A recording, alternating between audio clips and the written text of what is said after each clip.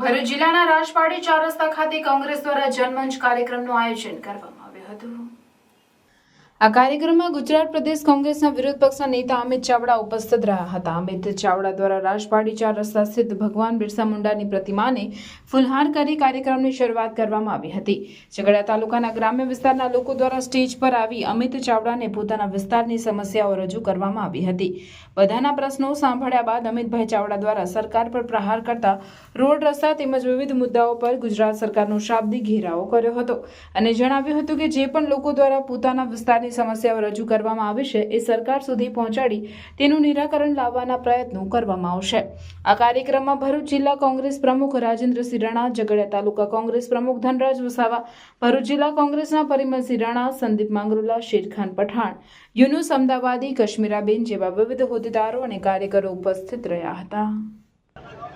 લોકો એટલા બધા હેરાન પરેશાન થાય છે, વાહનોને નુકસાન થાય છે, જાનહાનિ થાય છે અને લોકો આક્રોશ સાથે કહી રહ્યા છે કે દર વર્ષે રસ્તા બને છે ને દર વર્ષે તૂટે છે ને સરકારમાં બેઠેલા ભાજપના નેતાઓના ખિસ્સા ભરાય છે। અતિવૃષ્ટિ થઈ, ભારે વરસાદ, પૂરની સ્થિતિને કારણે દર વર્ષે આ વિસ્તારમાં જે કેળાના પાકનો વિસ્તાર છે એને મોટા પ્રમાણમાં નુકસાન થાય છે।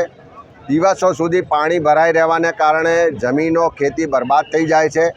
સમયસર એનું સર્વે પણ નથી થતું, પૂરતું વળતર પણ નથી મળતું। આ આદિવાસી વિસ્તારમાં અનુસૂચિત 5નો અમલ થવો જોઈએ એની કોઈ વ્યવસ્થા નથી થતી। જળ જંગલ જમીન જે આદિવાસી સમાજનો અધિકાર છે એ એનાથી છીનવવામાં આવી રહ્યો છે। મોટા પ્રમાણમાં ભ્રષ્ટાચાર ને ગેરવહીવટની સાથે સાથે આજે ગામડામાં શિક્ષકો નથી, ઓરડાની ઘટ છે, દરેક જગ્યાએ તલાટી હોય કે સરકારી સ્ટાફની ઘટ છે, આરોગ્યની સુવિધાઓ નથી, સ્થાનિક સ્તરે રોજગાર માટેની કોઈ વ્યવસ્થાઓ નથી।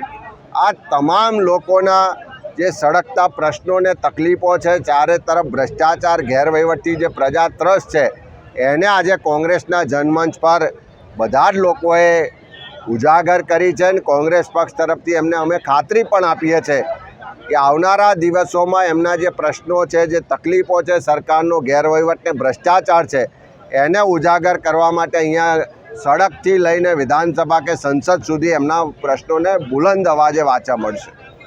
અહીંયા જે પણ લેખિત રજૂઆતો મળી છે, મૌખિક રજૂઆતો મળી છે, અમારા વિધાનસભા કોંગ્રેસ પક્ષની ઓફિસ દ્વારા એમની રજૂઆતોને સરકારના વિવિધ વિભાગો સુધી પહોંચાડવામાં આવશે। લેખિત સ્વરૂપે પણ મોકલીશું, એના માટે એનું ફોલોઅપ પણ લઈશું અને સાથે સાથે સમસ્યાનું નિવારણ થાય એના માટે જે રજૂઆત, જે લડાઈ લડવાની થાય એ કોંગ્રેસ પક્ષ લડશે।